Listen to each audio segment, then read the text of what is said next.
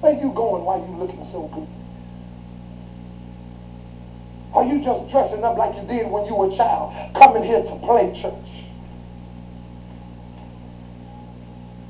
Are you just shouting like you did when you were a child in the backyard just because you saw other folk in the church shouting and you liked the way they moved, so you went home practicing, getting it right? If so, you just got your good clothes on, all dressed up, with nowhere to go.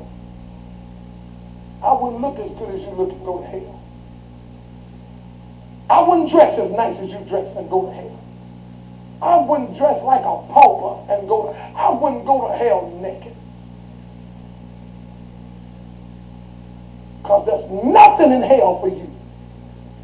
And he says, I'm giving you time now. That's how the kingdom of heaven is. Some people are going to look good, but they're just going to be a bunch of good-looking fools, all dressed up with no oil, with no Holy Ghost, with no power. Have you received since you believe?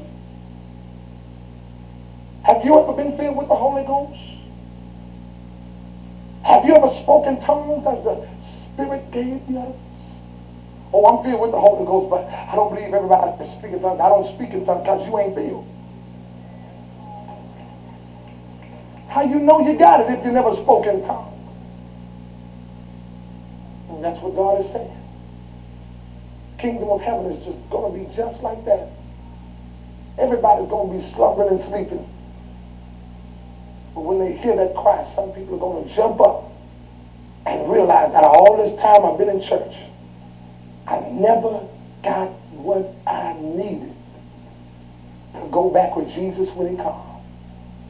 Wouldn't that be something if you in the choir stand singing and Jesus come back and you just rocking with your choir robe on?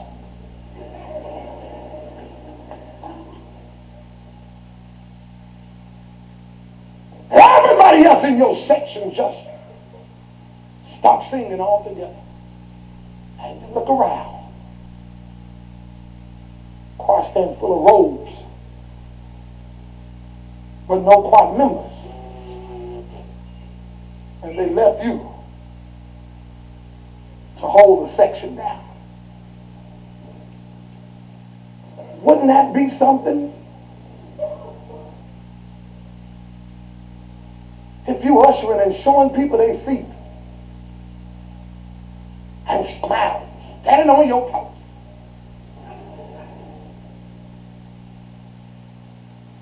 And you're welcoming people into the house of God. And while your arms still behind your back, Jesus comes and you've been left. Wouldn't that be something?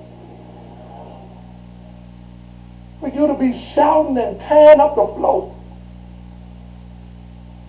And the music drops out. And when you open your eyes, because you ain't in the spirit no way, everybody's going and you still shouting. Because you were shouting but you didn't have no oil. What then? These virgins begging on the door. They waited all of that time and still missed the wedding party. Wasted time. What are you going to do with your lamps? Are you going to keep living with no oil? Because real soon you're going to hear that cry. And when you hear it, you're going to run to the altar. You're going to run to church. Calling people that you knew were saved on the phone and nobody's going to answer. Give me some of that oil. Give me some of your oil. He said, not so. Lest there be not enough for you and us. I got some. But I don't have enough for me and you. You got to get your own Holy Ghost. You got to live right for yourself. Because Jesus is coming again. I don't know. It could be tonight. I hope it's tonight. I don't know. It could be next week. I don't know. But whenever he shows up, make sure you got oil in your lamp. And I mean this. Everybody stand, but I don't want you to walk. If you don't have to walk, I want you to hold your seat. Because that's how the enemy tricks a bunch of people. To get them to start walking because they're trying to get their mind away from hearing the voice of God in the back of their head saying, it's your time, it's your time, it's time for you, it's time for you. Answer that call. So they'll walk and try to walk it off. I want you to hold your seat. If you're a ministry worker, God bless you. But if you're not a ministry worker, I want you to hold your seat. And I'm asking you today, I'm not going to beg you. It's too soon for that. His coming is too imminent for me to stand here and have to beg. If I were you, I wouldn't leave this church. I wouldn't walk up that aisle and out of that door if I didn't have the Lord on my side. I wouldn't do it. I wouldn't be a backslider and have that golden opportunity and miss out on actually being able to go back with Jesus when he comes. I'm calling you from the oldest to the youngest. If you're not saved, maybe you're not filled with the Holy Ghost, Jesus is soon to come. I know they say that's that old-fashioned preaching, child. Don't nobody preach like that. That's the problem. People now living like they're going to be here another 50,000 years.